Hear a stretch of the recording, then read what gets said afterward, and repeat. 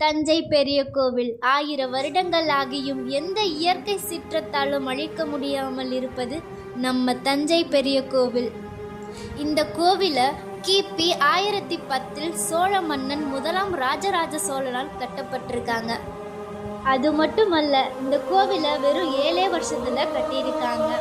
இப்போ இருக்கிற மாதிரி கிரேனு மிஷினு எந்த ஒரு எக்யூப்மெண்ட் சப்போர்ட்டுமே இல்லாமல் கட்டியிருக்காங்களாம்.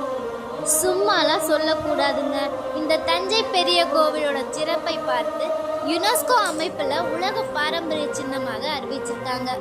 இந்த கோவிலில் பொறித்து வைக்கப்பட்ட கல்வெட்டுகளின் மூலம் இந்த கோவிலானது குஞ்சர மன்னன் ராஜராஜ பெருந்தற்றன் என்னும் கட்டிடக்கலை நிபுணரால் கட்டப்பட்டிருக்குன்னு சொல்றாங்க. கோபுரம் உச்சியில் கும்பம் என்னும் ஒரு கல் 80 டன்னு சொல்றாங்க. அதாவது 80,000 கிலோமா. இதெல்லாம் எப்படிதான் மேலே கொண்டுட்டு போனாங்கன்னு யோசிச்சாலே தலையெல்லாம் சுத்துது. இந்த கோவிலோட பாதுகாப்பிற்காக அகழியெல்லாம் பயன்படுத்தி ஒரு கோட்டை வடிவில் கட்டப்பட்டிருக்காங்க. கோவிலோட அமைப்பு தமிழ் மொழியோட சிறப்பை முன்வைத்து கட்டப்பட்டுள்ளது. அதாவது கோபுரத்தின் உயரம் 216 அடி. இது 216 உயிர்மை எழுத்தையும், கோவிலில் உள்ள சிவலிங்கம் 12 அடி. இது 12 உயிர் எழுத்துக்களையும், சிவலிங்கத்தோட பீடம் 18 அடி.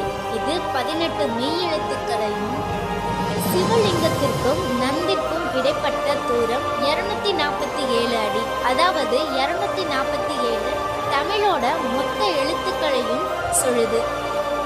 இந்த கோவிலோட கோபுரத்தின் தரைப்பகுதியில் விழாதுன்னு சொல்கிறாங்க. ஆனால் காலை நேரங்களிலும் மாலை நேரங்களிலும் தரைப்பகுதியில் நிழல் விழுந்து கொண்டு தான் இருக்கிறது. இதுவே உண்மையாகும்.